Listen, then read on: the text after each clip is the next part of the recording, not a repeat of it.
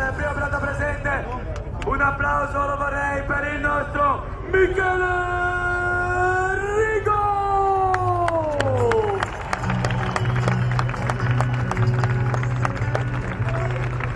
E ancora un applauso per il trial freestyle per il nostro Emanuele Giussa.